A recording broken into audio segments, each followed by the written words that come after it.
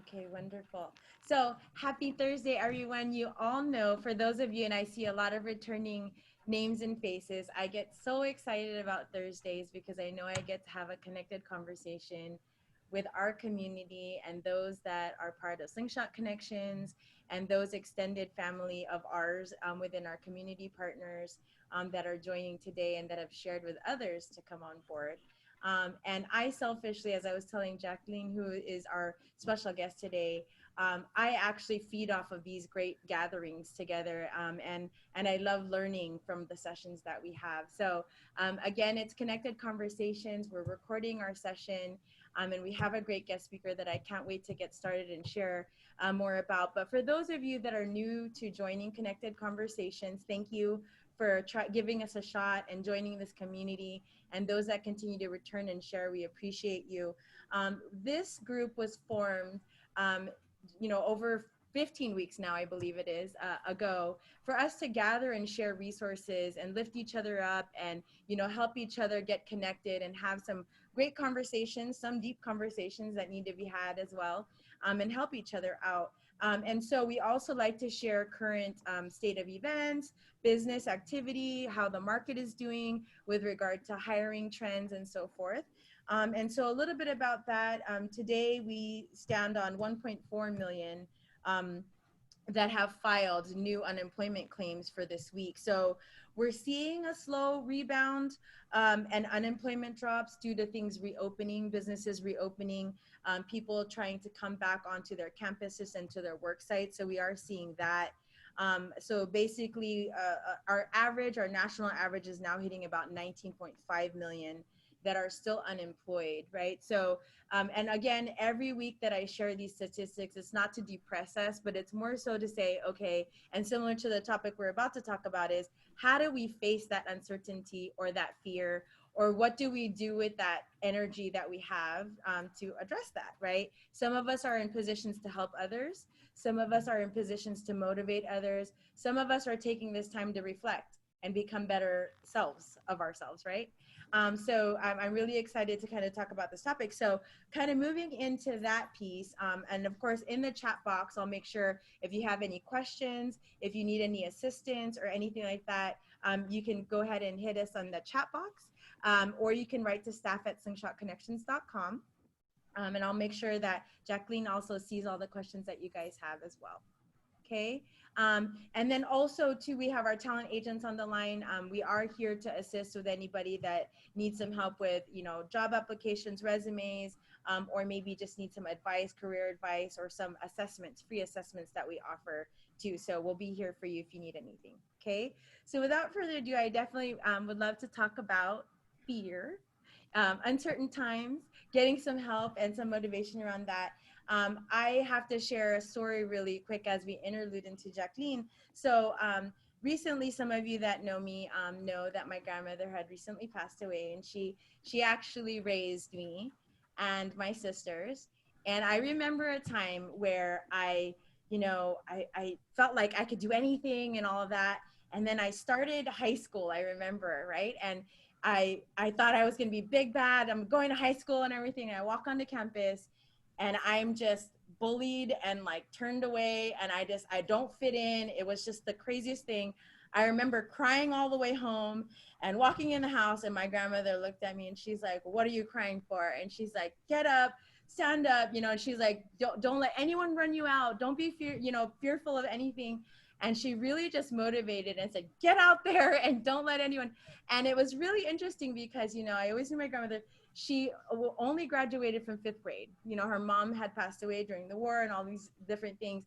And she overcame so many things by being fearless. So as I was talking to Jacqueline about this session, it was really exciting to kind of bring you on and talk with all of us, because I think there's a lot of things we can face in these conversations. So just so that you all know, if you haven't already looked her up, we have Jacqueline here with us today. She is an author of several books, When the Crow Sings, The Fearless Factor, and the upcoming Fearless Factor at Work.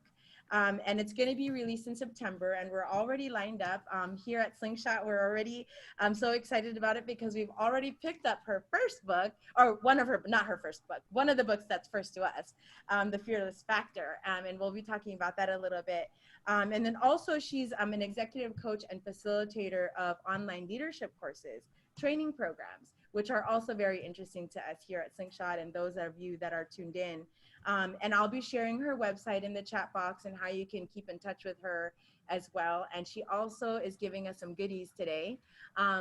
She's for those of you that are attending Connected Conversation. So we're really honored and excited to share all of that with you guys. So without further ado, I wanted to welcome you, Jacqueline, to Connected Conversations. Thanks for trusting us and coming on with us. You're welcome. Just getting rid of my Outlook so we don't get the dings in the middle The of it things. all. Yes, yes. Perfect. Pleasure So, to be here. Thank you, Teresa. yeah, so you were sharing, and I love this book that I'm referring to, The Fearless Factor, that we started checking out. It starts off with too many people over. I'm not starts off. Sorry, in the middle of it, one of the quotes is, "Too many people overvalue what they are not and undervalue what they are." And as mentors to many job seekers or even our own employees or friends and family, a lot of times it's interesting to see how, you focus on all the things that you think you should be, but you don't appreciate all the greatness you are, right? So Yeah, thank you for sharing that in your book too. So yeah. let's chat about something. So Let's um, talk about it. why is it important for people to be fearless in uncertain times? Well, the whole thing about fear is that, I like to quote another author who said, fear basically is our inability to handle whatever comes our way. So when we're dealing with these really uncertain times, the big question for most people is, where's the courage? Because the opposite of fear is courage. And I like to talk about fear in a very specific way, which is most fears are imagination based. We Mm-hmm. make stuff up. We make stuff up because we're uncertain about outcomes, we're uncertain about the future, we're uncertain about whatever it is. And I like to say one has to question the fear and actually ask yourself, do I have empirical evidence that this will come to pass? And 9 times out of 10, the answer to that is no, I don't have any evidence. So what are you doing? You're making stuff up. So the uncertain times that we're living through right now, there's a lot of reason to be concerned about what does the future look like. But we also know that life is very much in waves. We're up, we're down. Some days you're on, some days you're off. And on the days that you're off, you can give yourself a whole bunch of stories about life's not working for you. Life's a disaster.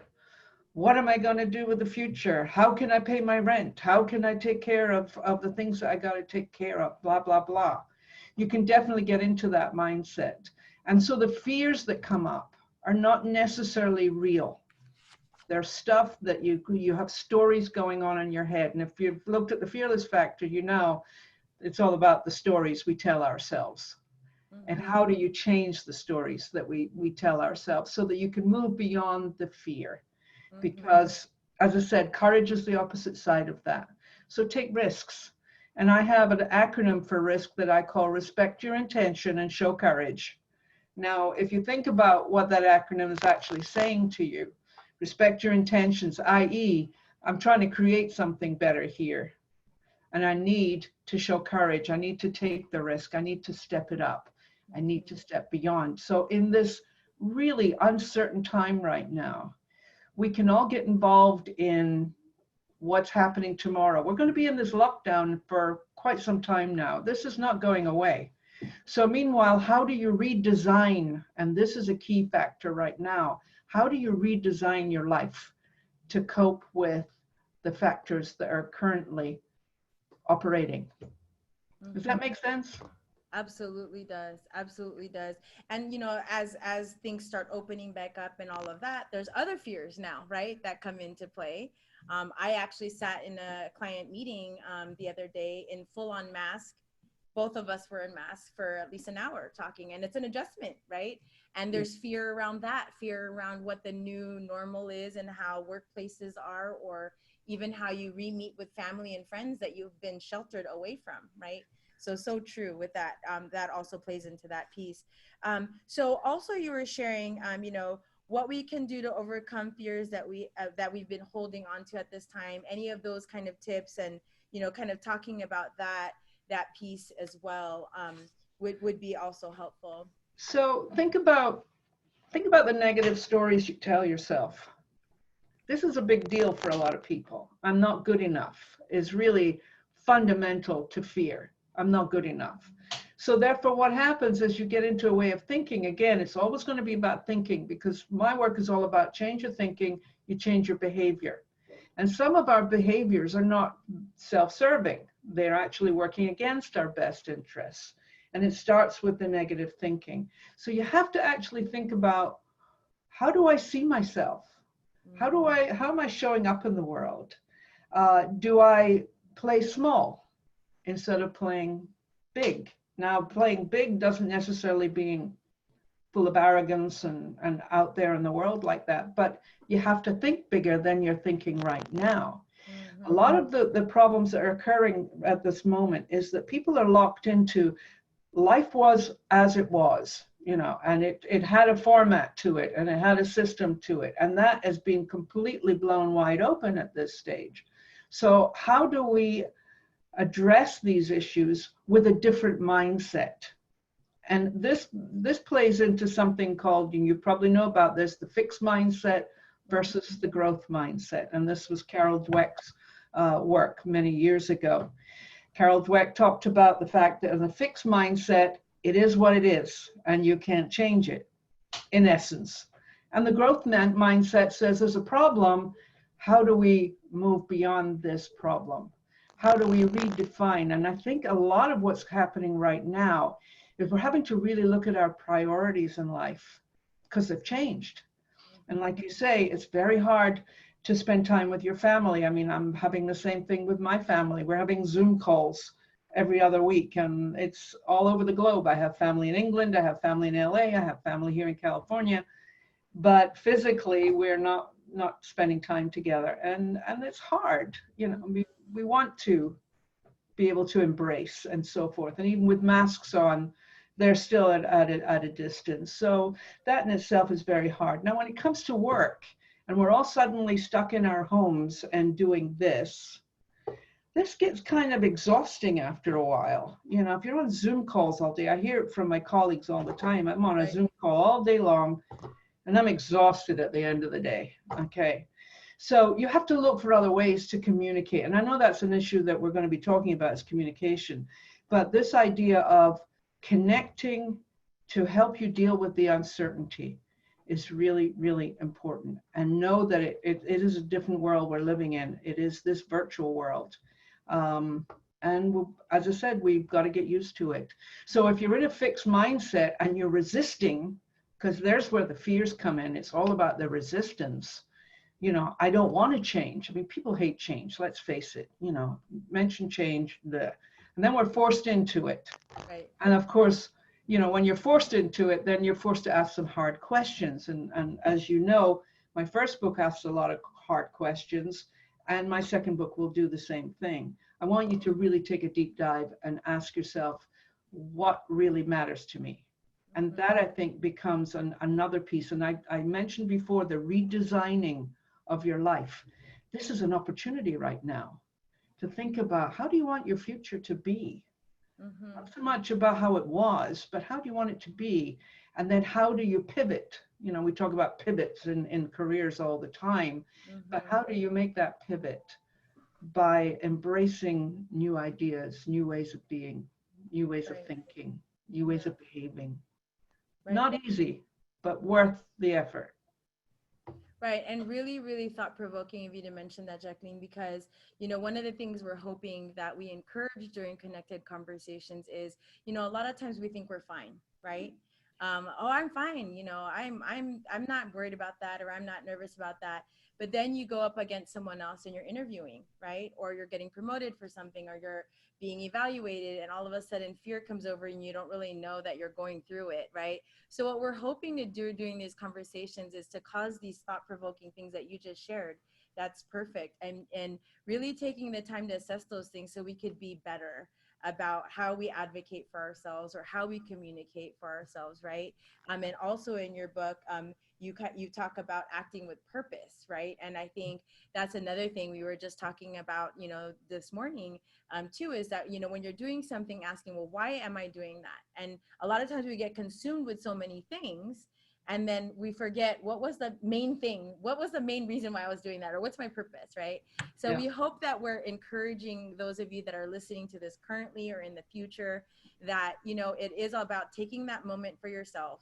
And also one of your chapters talks about being your own best friend, which I know a lot of, it's another cliche thing you keep seeing, hashtag self-care, hashtag, all of those types of things. But really at the end of the day, that's what we face, right? How are we showing up, as you mentioned, and how are we caring for ourselves so that we can be better for others, right? So with that being shared, you talk about a little bit about vulnerability and all of those types of things.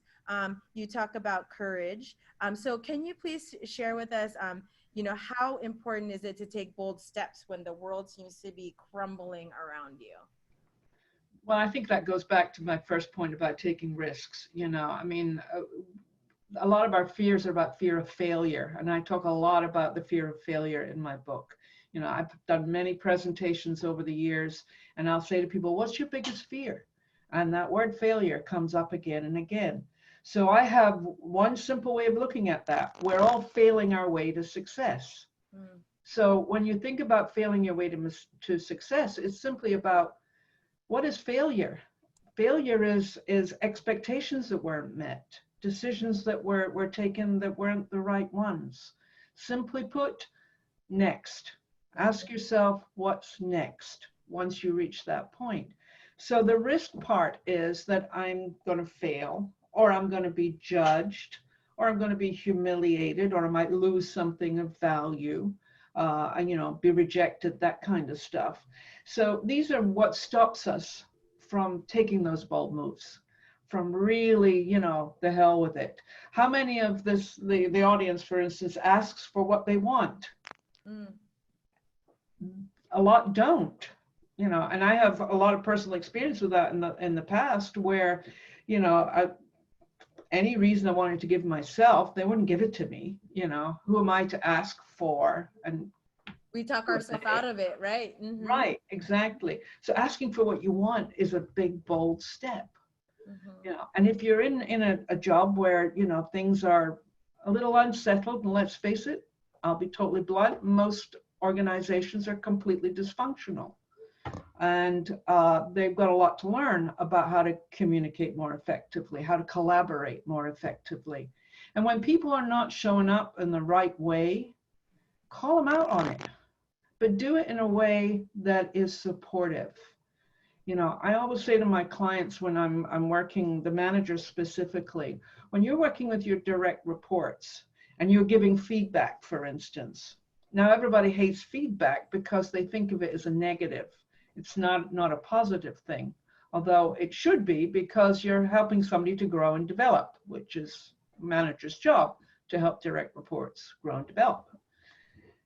So you have to inquire. And again, it comes back to this issue of questions. I like to say question everything. In my new book, I talk about, everybody wants answers. And I like to say, you'll find the answers when you start asking the right questions. And that becomes a big piece. So I'll say to my managers, talk to your direct reports. And if you don't understand, ask them, help me understand. Because that means I want to help you. So that's a big piece in the communication piece right there. But that piece about you're asking about being bold and taking chances, yeah, it might not work out, but then again, it might. That's And right. if it did, how would that change your life? Right. You know, in the piece that I'm asking you to go download, the transitioning for career success, there's a whole worksheet in there that allows you to really think about, you know, what's my strengths and weaknesses? How am I showing up? Who are my allies? You know, what do I need to do? If my resume needs to be updated, let's update the resume. Think about what's the purpose, because that's a big piece right there. What is Hmm. it you really want out of life? And that becomes a big question right there. What do you really want out of life? Hmm. Um, And I and think people think that that's like, oh, that cheesy question that you ask yourself. But if you really think about it, when you're applying for jobs or you're making career changes or any of those things, it's that fork in the road, right?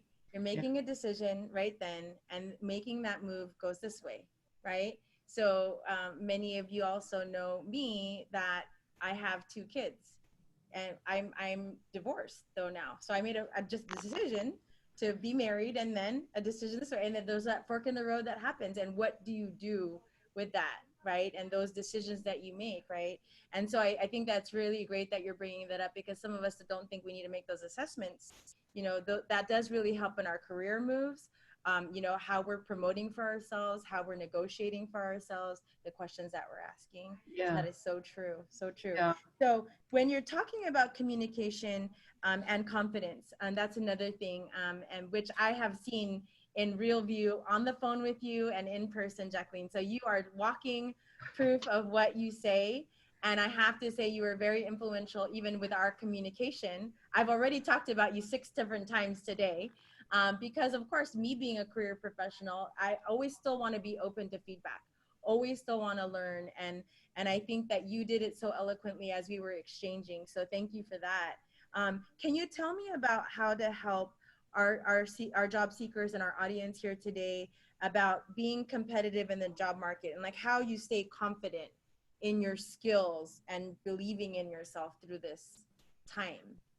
You know, it's a complicated question in a way, simply because there's no easy answer to that. You know, it really is down to the individual, but making sure that you feel that you're as prepared as you can be. You know, it's like if I'm going to be doing something, and I thank you for the compliment about the communication, because it's really important to me. And it is one of my absolute pieces that I hate, is when you correspond with somebody and you get crickets. You know, it's like, even if there's just a 2-word answer, I like, got it, get back to you later. You know, it makes a huge difference, because it means that you're respecting the person who's taking the time to reach out. So when you're preparing yourself in this time for, you know, any kind of changes that are going on, and you're thinking about, you know, how do you make that work for yourself and your confidence, be prepared. Sounds like a real adage, but make sure your resume is up to date. Make sure that you've done an analysis of your skills and your strengths and weaknesses. Look at your accomplishments. Many times people underestimate their accomplishments. So if you look at what's your experiences, where have you been successful? I like to say that when you get this fear of failure thing coming up, Hmm. build 2 columns. One column is the success column, and the other column is the failure column. And I guarantee you, the success column is much longer than the fail column. 9 times out of 10, I've had people do this exercise, and they're astounded that they can point to so many more successes. So that's a key piece right there. And if there's workbooks out there, there's lots of books out there where you can really dive into what's your strengths and weaknesses. Take Strength Finders, for instance.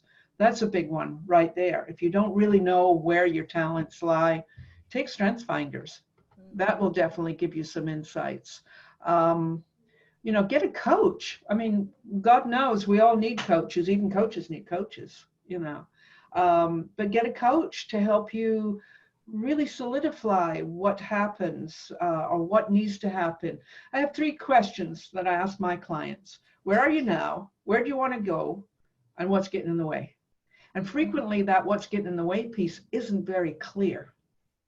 And it's not clear until you ask yourself some of these hard questions that I like to put together in my books, Hmm. because that's really what will cause you to take a moment We're all too busy. I've had clients say to me, I don't have time for self-reflection. Well, if you don't have time for self-reflection, then what do you expect to change? Right. Very simple, you know. So to that point is like, you know, really be willing to show up for yourself. That's the key piece right there. Be willing to show up for yourself. And you mentioned earlier that, you know, the self-care thing, and being your own best friend, because we can all be our own worst enemy. God Mm-hmm. knows I had enough experience with that. And everything I write about and talk about is because I've been there, done that. You know how this feels and what it looks like. But the idea of, you know, showing up for yourself, self-compassion is what I ask for. You know, I have clients who are big perfectionists. Everything has to be done exactly right. High bar set for themselves and for everybody else. I'm sure you've met them, you know them well, and I'm pretty sure that the people on this call can either go, yeah, I kind of relate to that, or I know people like that. They make your life hell, frankly. But how do you have some self-compassion to say, I can back off, you know, I can be good enough? Because the expectations of setting those high standards for yourself can actually stop you from getting where you want to go. And that's a big piece right there. So true. And we also have a few comments in the chat that I'll get to here. And for those slingshotters that are on the line, I know you are very familiar with Strength Finders. Our HR vice president is really big about that, and we've all taken Strength Finders here. So thanks for mentioning that as a tool as well, too, Jacqueline. And you know, for those of you also that are joining in, I on the chat box I did share the fearless factor at work.com. So if you do go there, you can download the change and transition workbook, or that Jacqueline was mentioning. It's a PDF, but then also you can get more information on her site about some of the things that she's covering today too. And in our chat, I've taken Jacqueline's course and the fearless factor, and it's changed me to grow, forgive myself, and take risks, and to live my life with passion and purpose in all I do. Carol, thank you. We are happy to hear from you, and also already some of our team members, one being Jennifer, has enjoyed some Asian box. So thanks to you, we were getting the real-time play-by-play on text message. So thank you for that. And then also for those of you that, you know, like for someone like me that just needs quick reads and stuff, what I noticed from Jacqueline's book is that in each chapter, those hard questions that she mentioned, it's called, what does it say? It's actually pretty neat. It's stepping into the jungle. And then you ask yourself these own individual questions, and sometimes you don't know where to start, but that was really helpful for me as I was reading through the book. Can you tell us a little bit about your upcoming book? So you did the Fearless Factor, and now there's the Fearless Factor at Work. Well, the fearless factor came about because I was talking to a lot of women at a certain point in my life who were, you know, struggling with their confidence, struggling with fears, and not being able to step it up. And having lived my own life with a great deal of fear, and it's all in the books, I'm very transparent about all of my experiences. I decided that there was something here that I needed to look at. And then over the last 10 years, I've been working with a lot of corporate clients and understanding what's really going on in the workplace. And so last year, I'm having a conversation with someone from Salesforce, and he says, you really need to do a fearless factor for the workplace. And I was like, you know, you're right. I really do need to look at that. So Fearless Factor at Work came about as a kind of follow-up to the first book. But what I'm really interested in, as I said at the beginning of our call today, or our conversation today, the idea of changing your thinking and changing your behavior is critical to how we see ourselves and how we succeed in life. And if we are not taking the time to understand and become more self-aware, understand how to trust, understand how to develop our empathy, understand how to communicate more effectively, listen better, all of that good stuff is in the new book, because I feel like these are the issues that I'm constantly meeting when I talk to my coaching clients and in my programs. In fact, the new online program that's currently being put together is meant for teams to help them with their confidence and communication skills, handling conflict, for instance. That's another big piece of this. You know, how do we have the communication that handles conflict, and what's the strategies for that? We can have a whole other conversation on that one, but we're not going to do that today. Right, but you're absolutely right though, Jacqueline. That when you think about it, when someone asks a question, and if we don't work on those communication skills, that usually is what ends up in either a volatile, like combative conversation or an open discussion to hearing, right? So that's Yeah. really helpful that you give those tips. Yeah.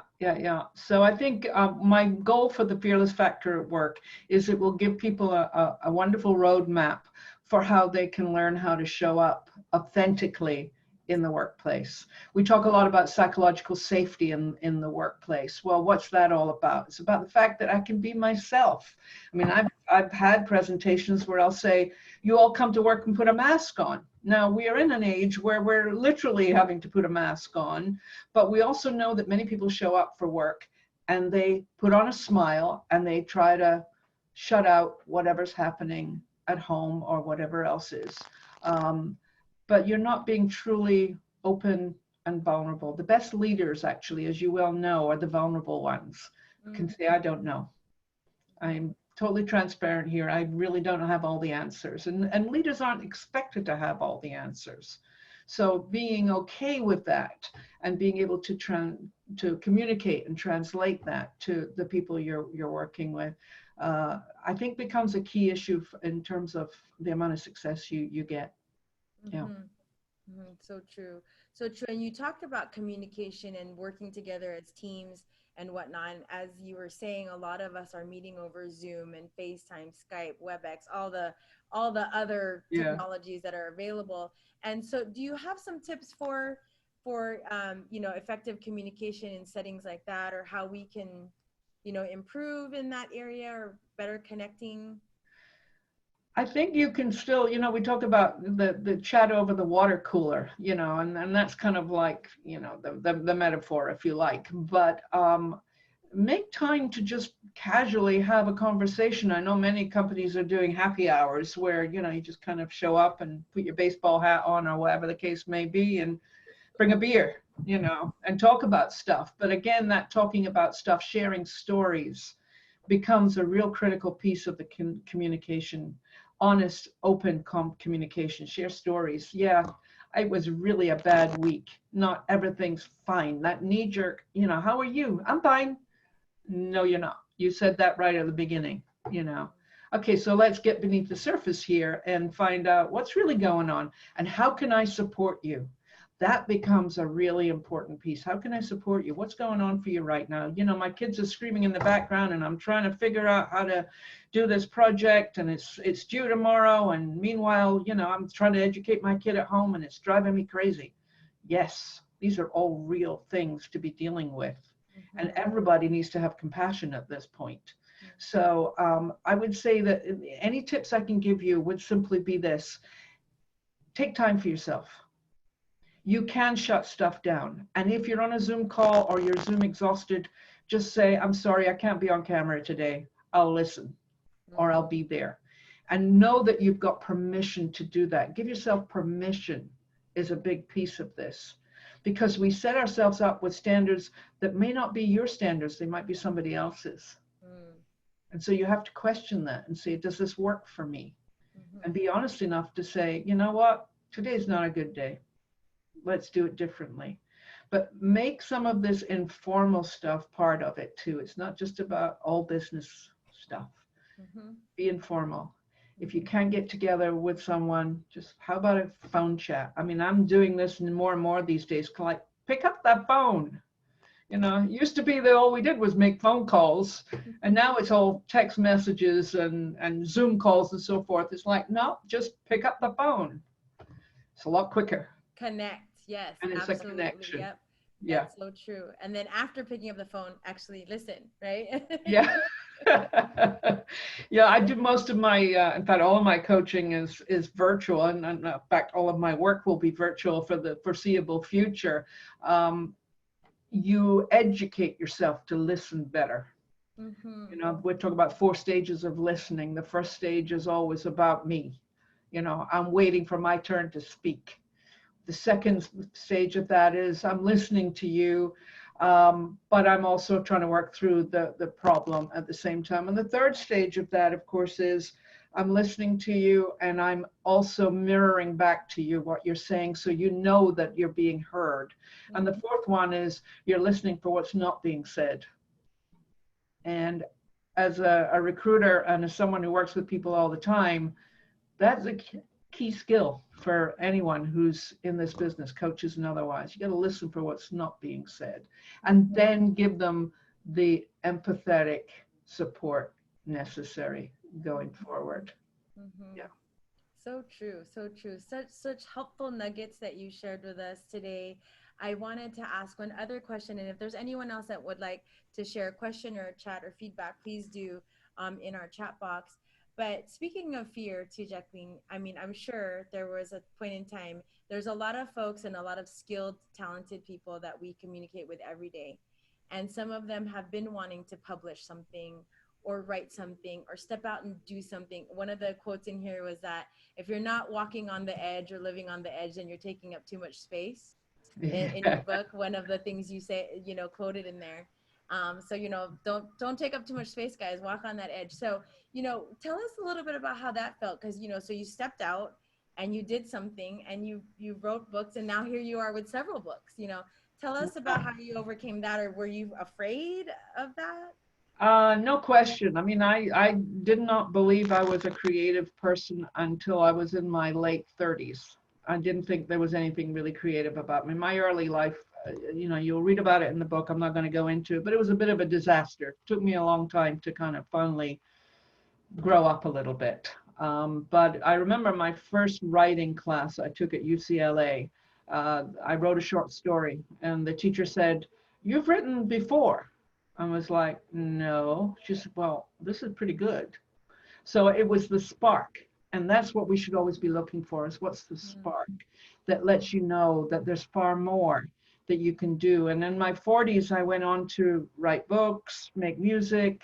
I took a black belt in karate at the age of 49. And there was a whole slew of stuff that I did during that decade that kind of propelled me into, when I started with the Fearless Factor. What did I know about anything? I mean, I'll be honest with you. I didn't know anything about writing that kind of book. I'd mhm, already written a novel, but that had taken me 12 years because it kept iterating until I mhm, finally got it together. mhm, So writing a book for me was taking a huge leap that people would want to read it. And yeah, the insecurity was there. Absolutely. I've met that insecurity a lot in my life. And each time it was like, okay, so what do you want to do about it? You want to continue to just kind of hide in the background, or you want to come out? I mean, everybody tells me I have a fairly big personality, but it was playing really small. And so, learning to get comfortable with that. And I like to say, get comfortable being uncomfortable, mhm, because that's how we change, is we can live in that discomfort. And I mhm, think that's really a profound piece right there, because change doesn't happen without discomfort. mhm, And having an honest look at yourself is hard. I'll be honest with you. I've done it, and I've done it more times than I care to think about, and I still do it. mhm. I still get moments like when my husband says, "Maybe you want to look at that again." No, I don't need to. I've already dealt with it. No, you haven't. But it's also having those key people in our life, like you said, Jacqueline, that will tell us what we might not want to know, and those trusted individuals that will tell us, and Yeah, take the time to tell us. Yeah, yeah. for I mean, sure. my clients have described me as tough love with compassion, was how one person described it. And I was like, yep, there's no BS. We deal with things straight on. So true, so true. So thank you. Oh, Robin, thank you for that nice comment. I was just gonna say we really hope that we've encouraged a lot of you to, really look inside. I mean, this is such a motivational time, Jacqueline. I cannot thank you enough. Tiffany, thank you for connecting me to Jacqueline. And now I have a direct connect. I have her cell phone number and everything, and her books and everything. But really, and I dedicate this connected conversations to my grandmother on this very day. She passed away a few Thursdays ago during Connected Conversations. And when I knew that you were going to be coming on to Connected Conversations, I said I'd tell her story because it is all about being a resource, helping others, encouraging others, and that's really what we want to do. That's really what we're here to do. It's a hard time for many people to really look and evaluate, but you can become the better part of yourself. Yeah. So thank you for being so encouraging, and we hope that we've impacted those that are listening today and that will listen in the future, because these are the things we take for granted. Life is so crazy, it's so busy, but you matter, you're important, and making career decisions or trusting people that you're going to work with and work for. I know Tess is on the line, but she's one of the ones that has talked about a lot of the things you just mentioned, Jacqueline. You just reaffirmed a lot of that crazy change. You got to be almost crazy to just go for it and do, address these things, right? So our heartfelt thanks to you for investing in us. We're going to be following you. Tess already has your books on order, and we can't wait for you to sign them for us when we I can look forward see to each it. I other. look forward to it. And Um, just to let everybody know, go to the website, yes, thefearlessfactoratwork.com, and download the transitioning and for your career success. And also, you can have your ebook version, or download the PDF version of the Fearless Factor, so that it will give you some of the tools for you to really step up and develop yourself, because that's really what it's all about. You want to be the right, better version of you, right. and we Yeah. all have the capability. So Yes. thank you, Thank you. Teresa, for Yeah, inviting and me. thank you Thank you, so Tiffany, much. for the You reach can't go out. too far. Now that we're connected, I'm on you. I'm right here, not going anywhere. Good. Thank Thank you, you so much. everybody, for showing up So on the call yes, we today. we we wanted to thank everyone again for joining in, for your support. We also want to be better. We want to continue to offer you things that you enjoy and that you find resourceful, that you can share with your friends in your community. So I would love to invite those of you that I see returning every week. Please, send me a message, either at staff@slingshotconnections.com, or I put my contact information in the chat. I would really love to pick your brain on how we can improve and be better, how we can draw more people to this connected conversations, because we do want to be a resource. Ultimately, there's nothing else we're trying to sell here, but to really just be gathered and connected with our community and our connections. The rest of the stuff will follow. As Jacqueline mentioned, business exchanges will happen, jobs will be had, all those things will come. But really, what we're doing right now is just taking this moment in time to better ourselves, invest, connect with our careers and our conversations and our community. So thank you again for all of you that joined in. You can subscribe to future Connected Conversations on the link that has been shared. So feel free to do that. And then I just wanted to share, there's a few of you that have been coming every week, and I see you in today's attendance. So we want to send you a nice Slingshot Connections mask, face covering, I should say, since this is not proper PPE, but it is a face covering. So we would love to send you one. So we'll make sure to look out for you in our attendance log today. And thank you again, Jacqueline, for sharing your website. I did share that with everyone, and I'll also put it on my LinkedIn for everyone. We would love to support you further, and look forward to your book coming out. Thank All you. right. Thank you guys so much. Have a wonderful afternoon. Thank Thanks, you. everybody.